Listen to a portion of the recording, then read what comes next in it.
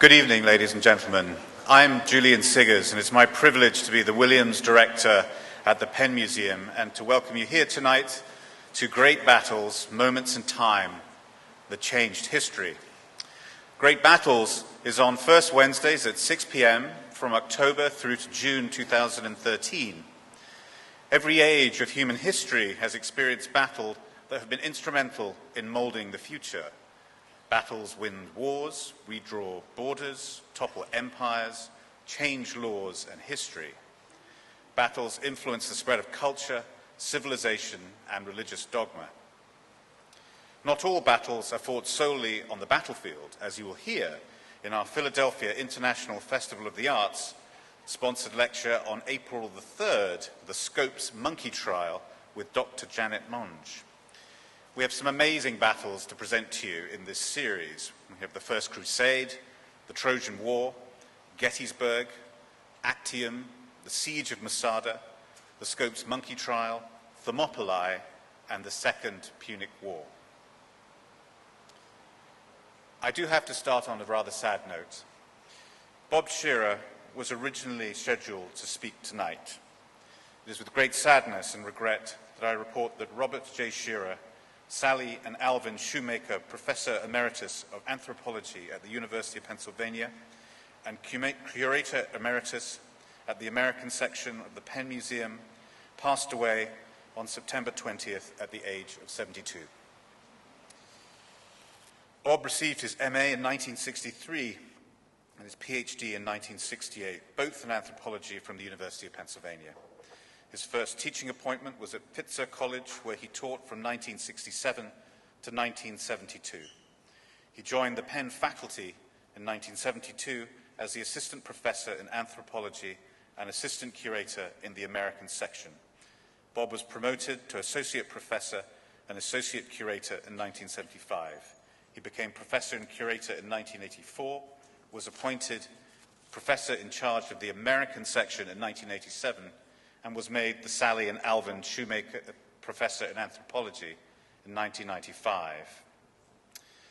He was a member of the American Academy of Arts and Science and the London Society of Antiquaries.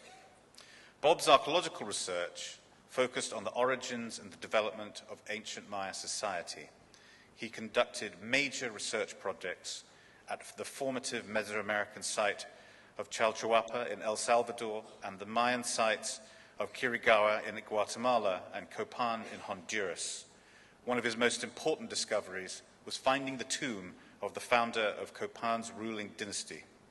More recently, he consulted on the museum's ongoing exhibit, Maya 2012, Lords of Time, co-curated by Dr. Loa Traxler, his wife, who's here tonight, and Simon Martin. The department and Penn Museum will hold a joint memorial at a date and location to be announced. In retirement, Bob was working assiduously to publish the results of his many research projects. In lieu of any flowers or any other similar expressions of condolence, gifts or donations should be directed to a special fund at the Penn Museum to provide support for his work. I've never met Bob, but he resonates profoundly in this building. We're very fortunate tonight to have as our speaker Ricardo Agurcia, a Honduran archaeologist and executive director of the Copan Association. He is a great supporter of the Penn Museum and provides a Honduran perspective on Maya research and our current exhibition. The Copan Association is a private non-profit organization dedicated to the research of and public conservation of the cultural and natural heritage of Honduras. Over the past 2 decades, he has directed extensive field work at Copan, where he has served as the regional coordinator of archaeological projects for the government of Honduras, as well as the co-director of the Copan Acropolis archaeological project. From 1982 to 1988, he held the post of director of the Honduran Institute of Anthropology and History, which is the governmental agency in charge of cultural patrimony of Honduras.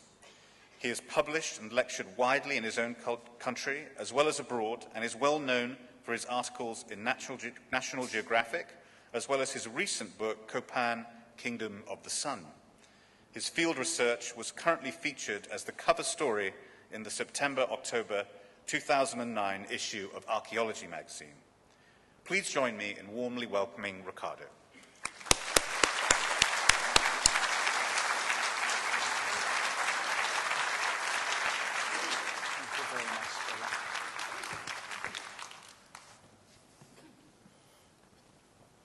Thank you very much, Julian. Good evening to all of you.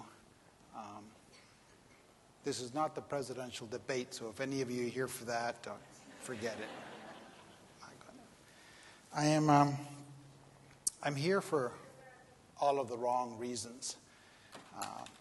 My dear friend and colleague, Bob, is not here to do this presentation, so I've had to step in. His shoes are way too big to fill, but it is certainly a privilege and an honor to stand in for him this evening. We're going to talk about a subject over which Bob and I had different points of view.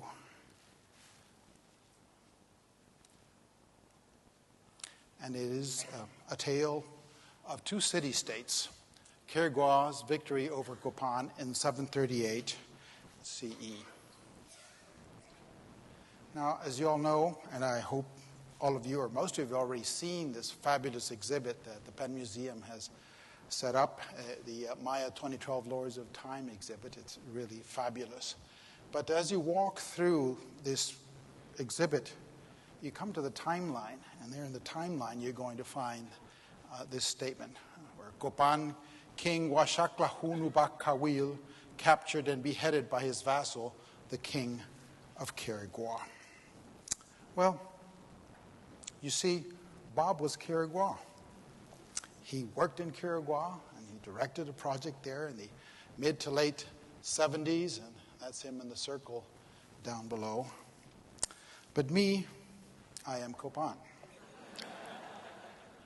So just to give you an idea what this feels like, imagine that I am the coach for the Eagles, and we played the Giants on Sunday, like we did, but we lose. And then as the Eagles coach, I'm invited to go to New York City, sit in on the Today Show, and explain how we failed.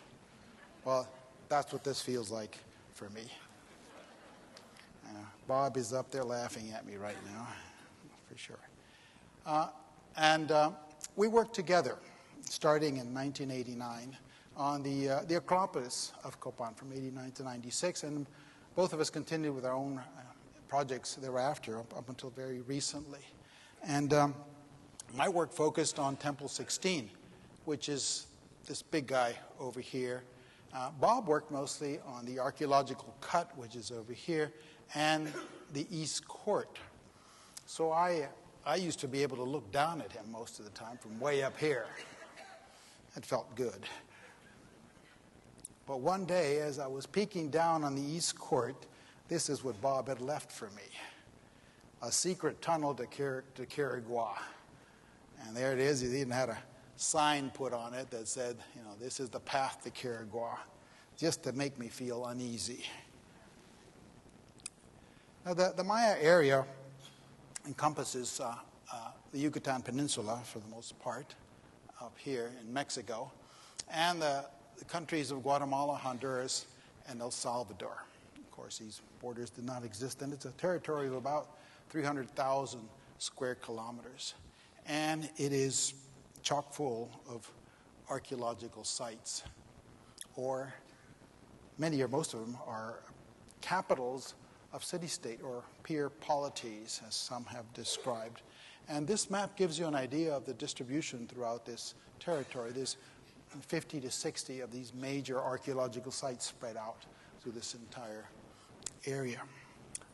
They were fragmented. They were pretty much independent, but interrelated in exchange commerce, worldview, and such. Now, our view of the ancient Maya has changed drastically through time. I mean, I feel, in all honesty, that Maya archaeology is still in its infancy. In the 1940s, the view that prevailed about Maya society was that it was this theocratic society that lived in vacant ceremonial centers, and most of the time what the people there, the priests did, was really spend their time gazing at the stars and occasionally sacrificing a virgin into the wells like this one right here. I've heard they ran out of virgins very quickly, so they had to change practices. Nevertheless, as time advanced, especially in the 1960s, huge advances in the decipherment of Maya hieroglyphic writing and our understanding of Maya art changed our view of ancient Maya society drastically. So did extensive settlement pattern studies of these cities to try to establish how big were they, how old were they, and how many people were living there. And in this fashion, these vacant ceremonial centers got full of people, and they got bigger and bigger all the time as archaeology progressed, and the decipherment of the glyphs started telling us a lot about Maya history, which had been denied by previous scholars. So now all of a sudden we're starting to read these hieroglyphic texts and understand at least the story of the main players in this early history of the Americas, and probably the only tremendously well-documented history of the ancient Americas. Anyway, by 2007, Mel Gibson steps in and converts the Mayas into total savages, bloodthirsty, gory, battle-focused, and that's, of course, the other extreme of the spectrum in his movie Apocalypto. So things have changed drastically in how we see the Maya. And as in most cases, of course, the truth is probably somewhere in between. They weren't just stargazing, peaceful, theocratic societies, nor are they full-time warmongers, as has been presented by Mel Gibson. There are very obvious scenes of warfare in Maya art. The most popular ones, the ones best known, come from the murals of Bonampak, where Maya kings, of course, are shown, holding victims with their weapons in hand, and in some scenes like these down here, those captured in war suffer a very painful death. And in many of the cases here, their fingernails have been pulled out and they're bleeding from their hands. And in some cases, you can even see their stomachs have been opened wide and their guts have spilled out. So they're very blatant and very obvious comments on Maya art about the presence of warfare among the Maya. And there are also architectural evidences of this, not in all sites, but many sites. Some of the early ones, there was work done in Becan, in Campeche, Mexico, where David Webster documented the existence of a moat surrounding the entire center of the ancient city. Obviously, this is architecture that's designed to keep people out. This is architecture for warfare.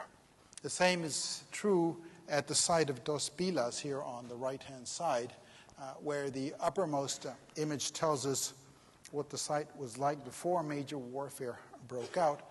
And then you can see in the lower section how the major pyramids have been looted for their stonework in order to set up 2 concentric rings of walls around the city in order to protect it from warfare. So we do get, obviously, very significant evidence of warfare in the form of architecture at some of the Maya sites. Also true at the site of Aguateca in Guatemala. And this is obviously a site that was picked, and location was selected for protection purposes. The escarpment here kept people at a distance. And then there's this very deep ravine, which you see on the other image here, that also helped to isolate the central core of the archaeological site from attack from the enemy. Now, I just happened to be walking through the site of Copan one day, and I ran across these guys who says the Maya have disappeared. But it was actually very convenient. They were actors working on a National Geographic special. But it's actually very helpful to see this image of them, because you can see many of the weapons that were used in Maya warfare. So we're talking about Maya warfare, we need to know how did they fight, what kind of weapons that they use. And the ones that are being held by these gentlemen are pretty accurate from what we know. We have obviously the use of the spear, very common, And it's represented in my art, especially at the site of Copan. We can see two representations here on panels that come from Temple 18 at Copan, where the last king of Copan, Yash Pasa, is shown holding a spear in his right hand there.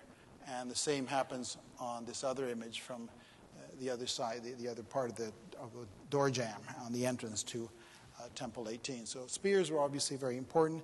If you think back a little bit to the Bonampak murals, it's actually the weapon you see the most. Another popular implement for getting rid of human beings are knives. And you can see in this from Yaxchilan, this image of, from a Maya king here, holding a knife in his right hand. I found a very similar sort of implement from my excavations at Copan, and this is what they look like.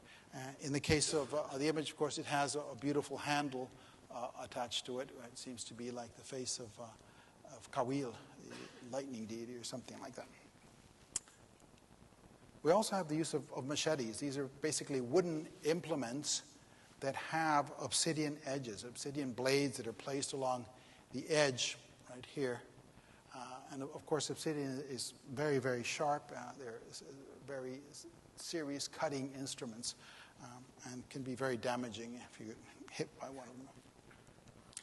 And then one of the more preferred and perhaps more important war utensils was the atlatl, or the spear thrower. And here you see a contemporary one in use.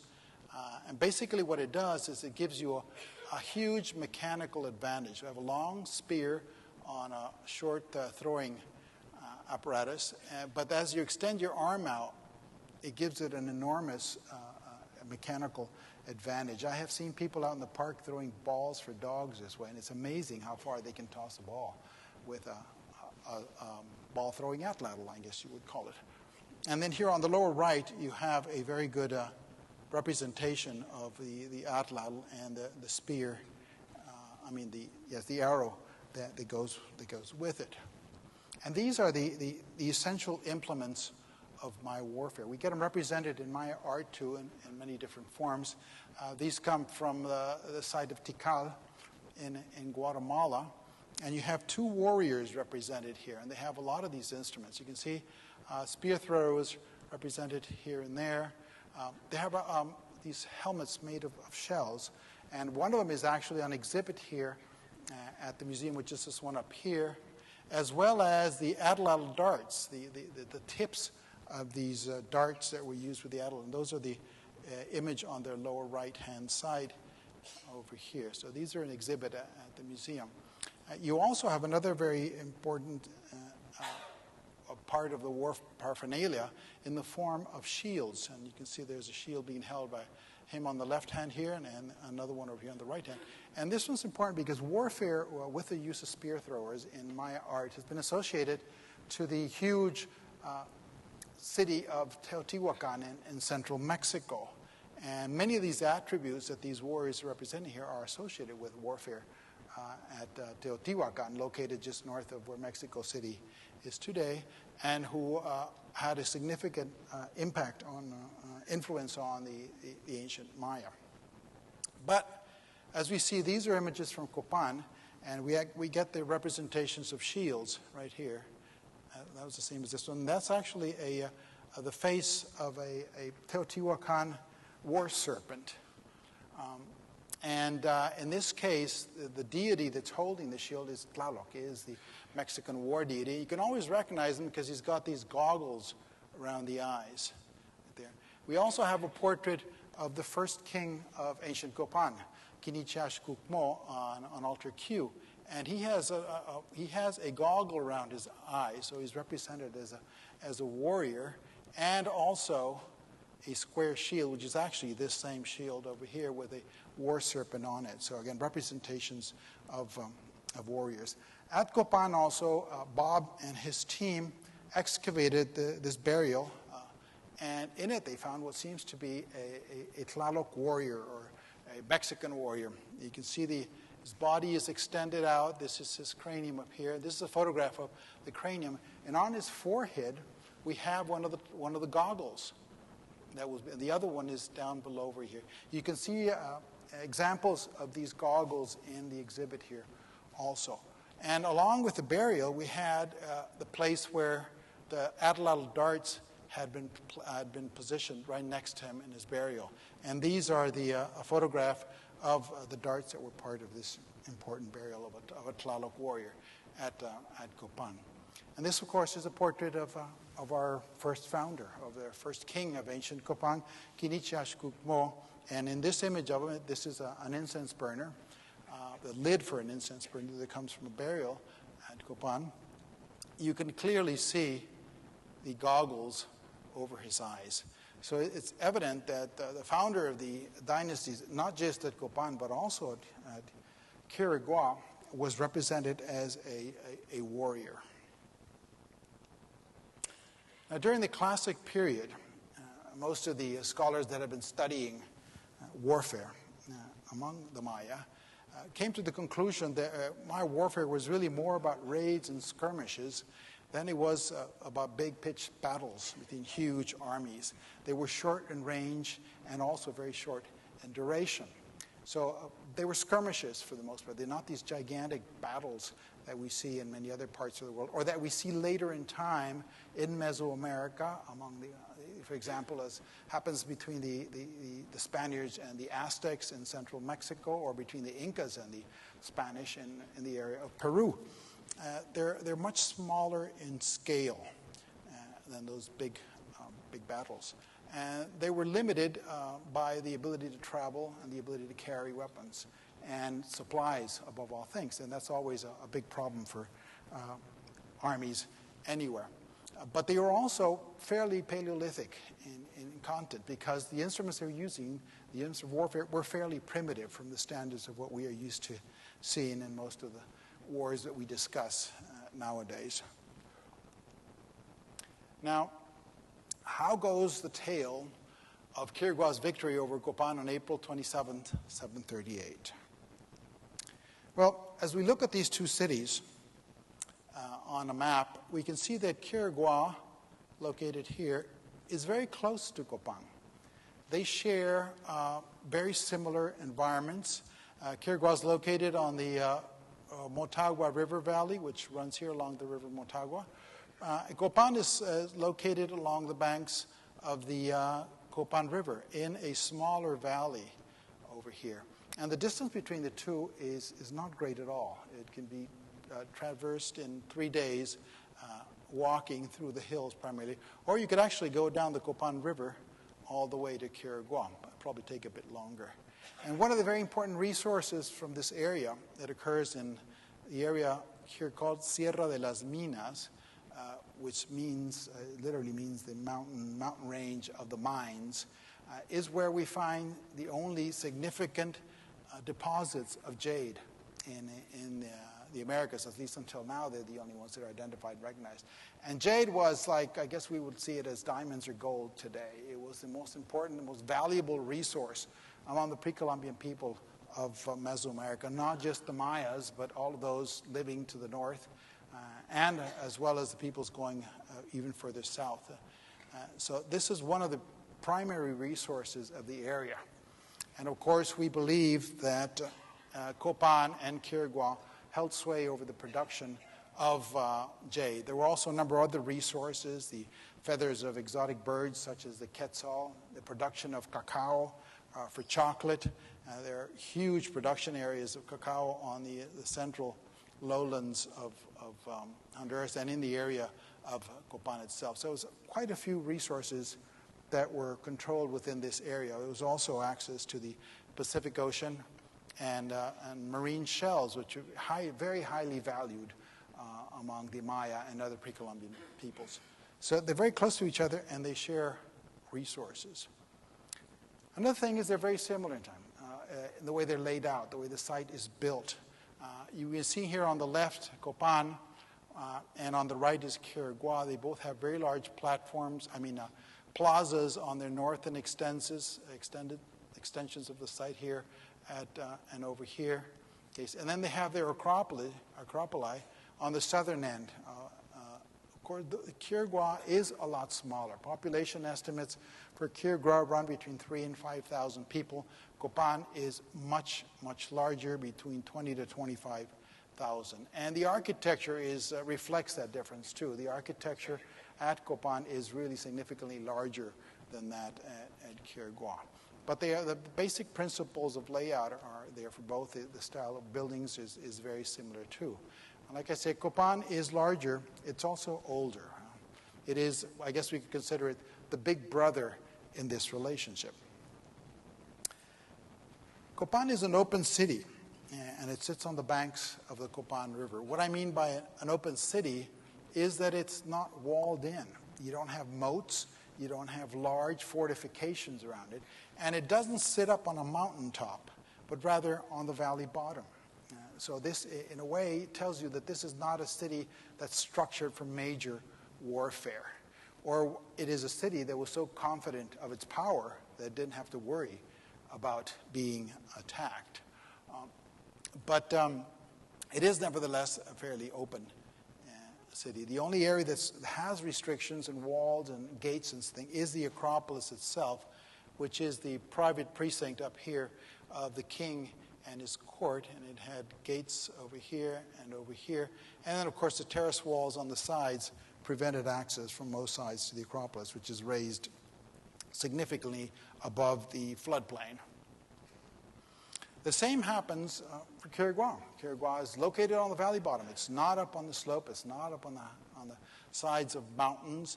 And it's not surrounded by major earthworks that would have protected it from attack. So in many ways, I guess, if we just look at the site layout, we think of these as peaceful sites. Of course, again, like we mentioned before, it is much smaller in size than Copan. Copan's Great Plaza, of course, large expanse of territory surrounded by constructions and architecture. The Great Plaza at Quirigua is actually bigger. It's got a longer expanse of terrain that it covers, but really they are both very, very similar in construction. And then within them we have these the stone monuments that we'll be talking about very shortly, on which we find many of the inscriptions. Copan's Acropolis, like I mentioned, is a lot bigger. This is the northern end of the Acropolis as seen from the Great Plaza. In the case of Quirigua, it is a lot smaller, as you can see. They also have a shared history and shared royal families. This altar that you see here, zoomorph P, says that in the year 426, Quirigua's first king, whose nicknamed Tok Casper, was enthroned under the authority of Copan's ruler, Kinichash Kukmo. This is very important because it establishes the fact that both cities, both city-states, were founded by the same person, by the same individual. And he was the king of Copan. This relationship between the two cities continues through time. Thus, in this altar L, we find that the 12th ruler of Copan visits Quirigua to perform acts with the king of Quirigua, who at that stage is considered his subject. So it's really a client-patron relationship where Copan is holding the upper hand in this relationship. Then, in 725, Copan's 13th king, Washaklahun Ubakawil, oversaw the accession of a new Quirigua subordinate, Kaktiliwi Chan Yopat. That's him.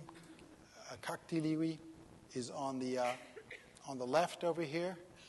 And then on the right, we have Washaklahun Ubakawil, also known as 18 Rabbit in Copan. And the text in the stela tells us very clearly that Kaktiliwi accepts the royal scepter of authority under the auspices of Copan's 13th ruler. Now, if we look at this very long text very carefully. There's a number of things that are important. First of all, it starts off, so this is a long hieroglyphic text with dates and stuff like that, but the important events are cited over here, and where it says that Kaktiliwi-chan receives the scepter of power under the authority of Washaklahun Ubakawil. It's the same event we were seeing in the previous slide. So again, it's very obvious. This is a new king at Quirigua, and he is placed on the throne by the king of Copan. And then the text continues, and it says that on the date 6 Kimi 4 Sec, he decapitates Washaklahun Ubakawil. So we go from being placed in the throne by the king of Copan to capturing and decapitating the king of Copan. There, I've said it.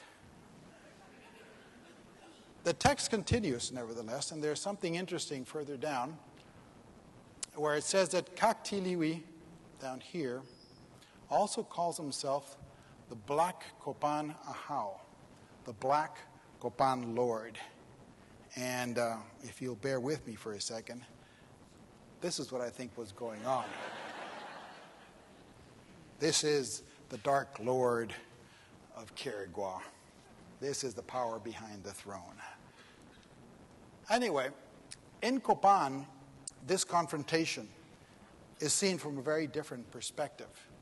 And the hieroglyphic staircase at Copan, which is probably its most significant monument at the site, over 60 stairs going up and record the history of the site in enormous detail.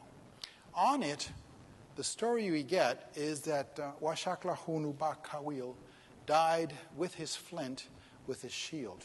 He died as a warrior. He died as a great warrior. Basically, that's what we're telling. So it's different stories to the same event. Now, how could Washaklahun Ubakawil, king of this city that's 10 times bigger than the other city, lose in a battle, in a confrontation between these two city-states? Well, this is what's called a spaghetti model. This is actually the invention of my dear friend and colleague Simon Martin, who's out here in the audience someplace. It's really a fabulous instrument. His work is really outstanding. But what this traces is the relationship between archaeological sites, between Maya archaeological sites through time, on the inscriptions, on the hieroglyphic record. And of this, all these lines, what becomes very evident is that there are two major powers, two major players in the Maya political history during the classic period. One of those big sites is called Calakmul, and you see it located up there. The other one is Tikal, which is down here. And as Simon pointed out, these relationships, as demonstrated by the inscriptions, whoever was a friend of Tikal was an enemy of Calakmul. And of course, the reverse was also very true. And in this history, Copan is very closely allied to Tikal. So Copan is way over here in the corner. And Quirigua is tied into it until something happens. On this monument, which is Stela I at Quirigua, the hand of Calakmul appears. And there is, on the year 736 AD, this is 2 years before Washaklahun loses his head, there's the presence of Calakmul is registered at this site. So it's quite possible that an alliance was created to start at this point that would allow Quirigua to overthrow the power that had been wielded over it by Copan from the very beginning of its history. As a result of this conflict, of this war between Copan and Quirigua, Quirigua flourishes, gains political and economic autonomy.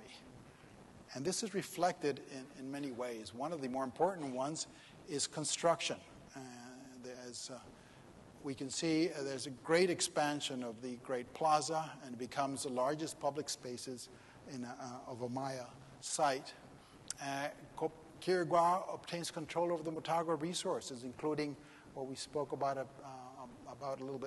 little while ago, which is jade. But all the other resources available along this very large river valley. And it transformed Quirigua into an independent new kingdom. And the expansion of the northern platform here was also occurring at this time. So we get huge amounts of construction. It's very obvious that as a result of this encounter, this conflict, there came enormous prosperity and growth to the city of Quirigua.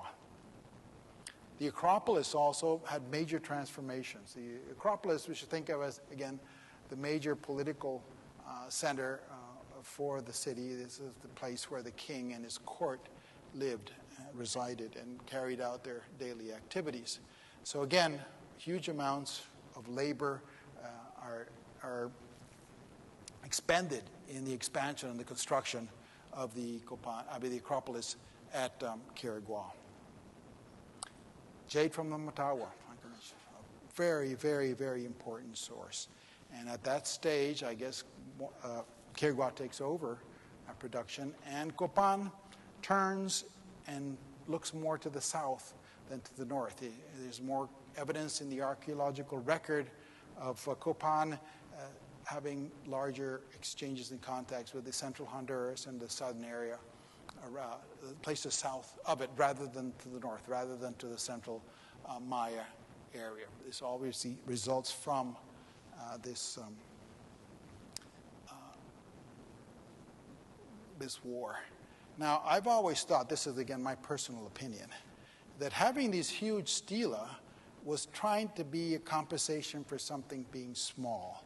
I guess small site, or I've thought at times that he just, Kaktili, we maybe just had small feet, something along those lines.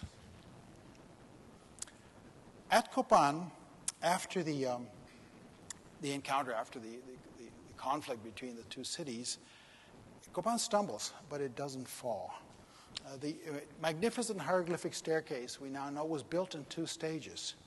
The lower 30 steps or so were assembled and constructed by Washakla Kawil in honor of his father, the 12th ruler of Copan, who was buried inside of the pyramid. But after that, of course, he gets captured, beheaded. The 14th ruler of Copan practically doesn't do much. He is on the throne for a very short period. Some people have suggested that he was even a lord put there by the king of Quirigua. We don't know for sure. But shortly thereafter, the 15th ruler of Copan takes over, and that's him portrayed in this stone monument here. And he builds the last 30 steps. And on these last 30 steps, that is where this conflict with Quirigua is mentioned and where the death of 18 Rabbit or Washakla Kawil is recorded. But all the figures on this staircase, as it goes up, portray warriors, portray the ancient kings of Copan as very powerful and very significant warriors. And here we have an example of one of them. This is probably the best preserved figure. It is at the Peabody Museum at Harvard University. But they are presented with shields, with spears, and all the paraphernalia. And the steps themselves narrate many of the wars they were involved in and the success they had in them. So it's very evident that the 15th ruler is trying to re-aggrandize the kings of Copan and bring them back to their ancient splendor. I can say Copan's dynasty continues for 3 more kings. So this is Washakla over here. This is altar Q, where all the kings of Copan are portrayed on a single monument. And they're in their historical order. So this is the 13th ruler, Washakla Kawil, who is sacrificed at Quirigua. Then the 14th ruler follows him, the 15th, and then the 16th and last king sits on the far left there. So these, you have basically 3 more kings occupying the throne after the defeat of Washaklatun in the hands of Kaktiliu. The last chapter of the tale of the 2 city-states is on structure 1B1 of the Quirigua Acropolis. And it tells of a cordial visit by Copan's 16th and last ruler, Yash Pasa, on June 28, 810. And if I may, I'd like to read something that Bob wrote about what happened. After the victory over Copan, the rulers of Quirigua reigned supreme in the Motagua Valley, controlling the lucrative jade route. In 810 CE, the ceremonies marking the auspicious 9.19 Katun ending were held at Quirigua, where Yash Pasa, the 16th and last king of Copan, visited a reconciled Quirigua king.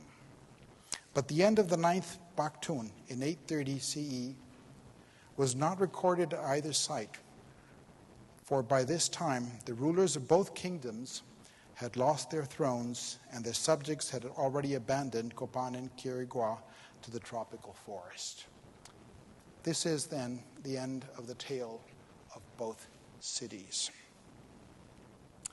Bob, fortunately, thanks to the wisdom of our wise old man here, we managed to pull him away from the dark force. And he came to Copan in 89 and worked there for the next 20 years. Of course, we put a whole bunch of loot in his way so that he'd be really interested in staying at Copan with us. Things like this, just fabulous cache that was excavated by Bob and his team, and that is, again, part of the exhibit here at the museum. Not only that, but Bob and I worked together in our excavations of Temple 16. I excavated mostly the upper parts of the temple, and Bob worked on the lower sections. And in that process, he went down and discovered the tomb of the founder of Quirigua and Copan, Kinichashkukmo. And here's the National Geographic article where this is documented, and we actually have Bob here in the process of excavating the Hunal tomb, the founder's tomb. So after this, spending so much time working at both sites, it was only, I guess, proper and correct that it be Bob who finds the great Tlaloc warrior and founder of both of these cities. Now, in my personal opinion, again, and even as I speak, my team is in the hot, steamy jungles of Central America looking for a new hieroglyphic text which we'll read. On April 27, 738, great was the betrayal, treachery, and underhandedness of Lord Two Small Feet, sinister Dark Lord of Quirigua, and Underlord of the great kings of Copan. I also suspect that Kaktiliu's wife was part of the story. So, please stay tuned. Thank you all very, very much.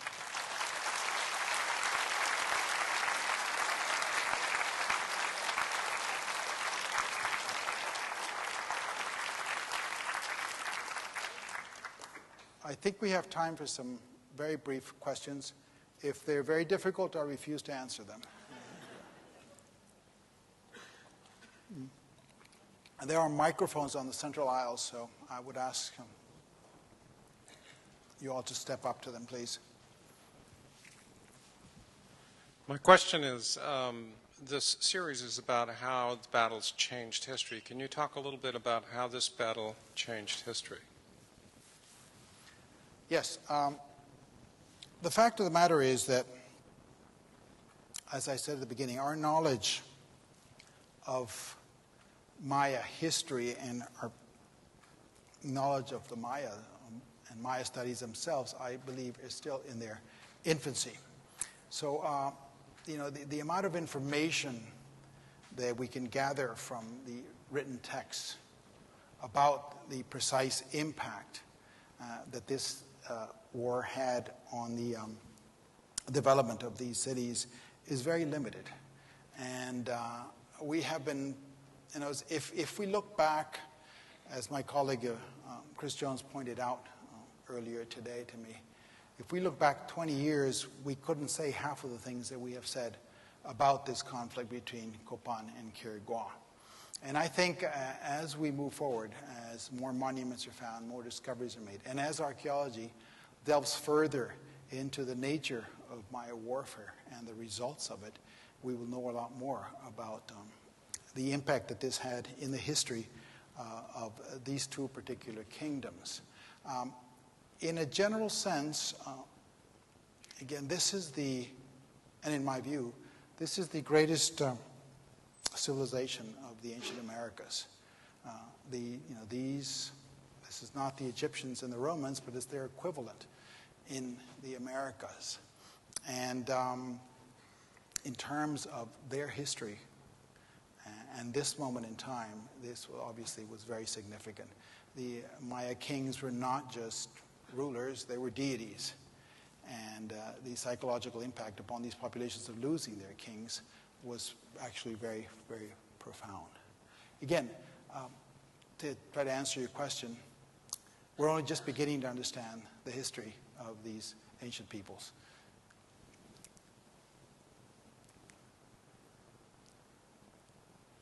Is that it? Oh, one more.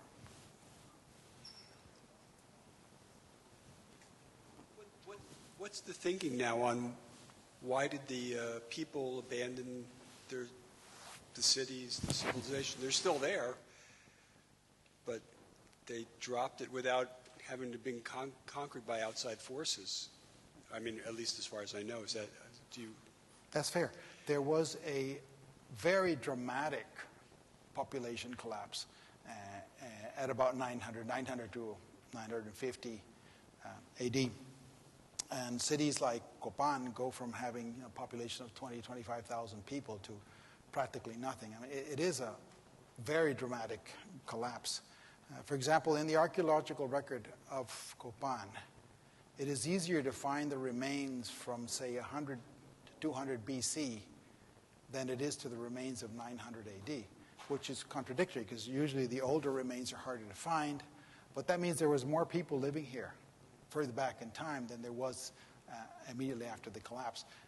We go from a city that had over 3,000 buildings in use to a city that has, I think, 7 buildings that we have found from that time period after the abandonment of the site. So the population collapse, in the case of Copan, perhaps is more dramatic than many others. And to be perfectly honest, I think we still don't know. Again, this is an area, a field in which a lot of work has to be done. Many of the patterns that are showing up, for example, is we see a large increase in warfare in the Maya area as of the 8th and the end of the 8th and into the 9th centuries.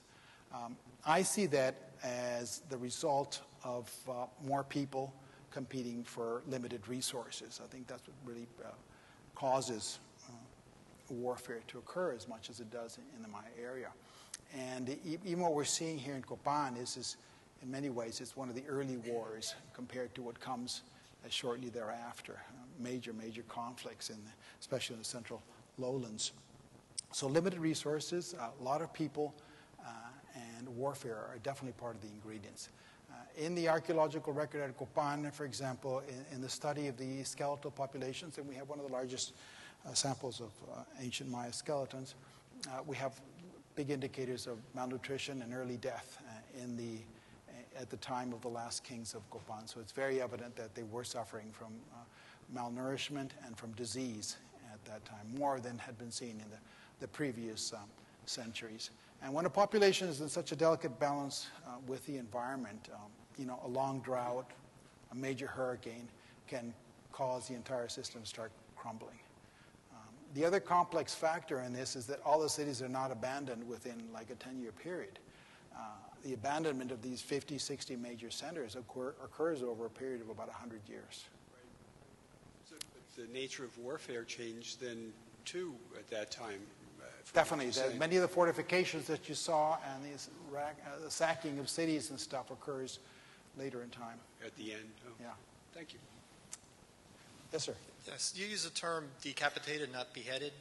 Did he lose his head during the battle, or was that the punishment for losing the battle? He was actually captured in the battle. He was taken back to Quirigua and was decapitated there. So it was a sacrificial end to his life, and it was, I think, about 6 days from when the battle takes place to when his life ends. Thank you. Yes, sir. Thank you.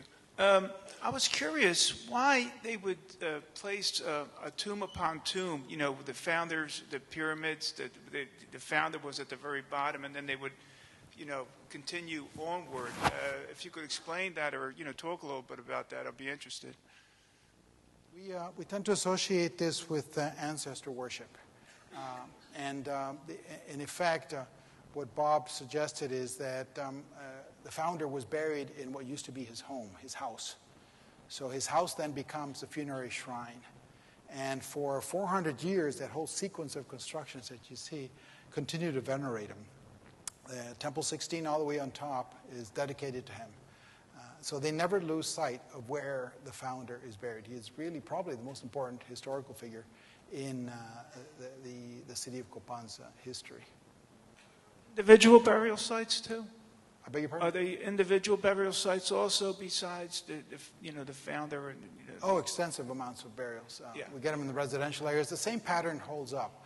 Most of the burials are within the house compounds, in the residential zones, for example. And we have, I think it's 5 or 6 of the royal tombs within the Acropolis at Copan, located and excavated already. Right. Well, thank you. You're welcome. Sir. Yes, thank you for a nice talk.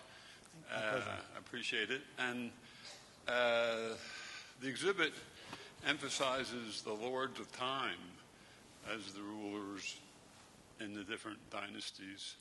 And I guess I calculated myself they were talking about the Baktuns and the Tun.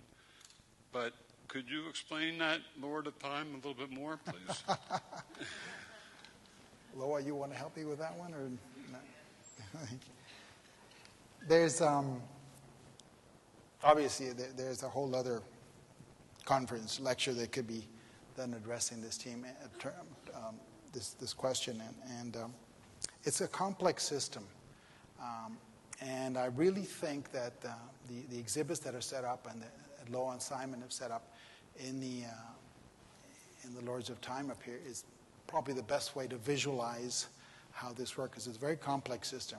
We know the Maya used at least up to 24 different calendars, and in this display we're trying to explain probably the main ones that were in use. The long count, which counts time from 3114 BC up until whenever, it's never not ending, and the calendar round, which is more it's called oftentimes the religious or ritual calendar, which is a 52-year cycle that takes place. And these two interact with each other and generate a whole bunch of other. We have a lunar calendar. So there is a ton of calendars. And it is very evident, because when we look at the monuments of the ancient Maya, over 50% of the inscriptions on them are about time, are about calendars, and events are then tied in to those calendars. And my view of the ancient Maya is that the main reason they did this was to be able to predict primarily events that would affect the production of corn and their crops, tied into the cycles of the year, be able to know when the rains were going to come, but also the bigger cycles, or when catastrophes happen, to see if they could predict when droughts were going to take place, when hurricanes were going to hit, this kind of time. And the key elements in this were, of course, the development of writing and the celestial observation, which, because of the development of writing, allows the accumulation of knowledge through generations. So that information is put on paper, and only the elite control it, and primarily the king. So it becomes a huge source of power, too, because this is very important knowledge. And it's very big knowledge, because you start accumulating hundreds and hundreds of years of events being noted and passed on from one generation to the next.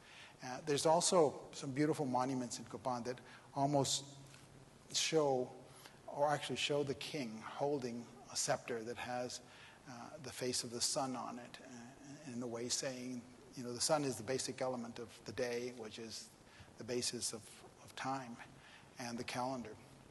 And so in many ways they hold time. They are the lords of time.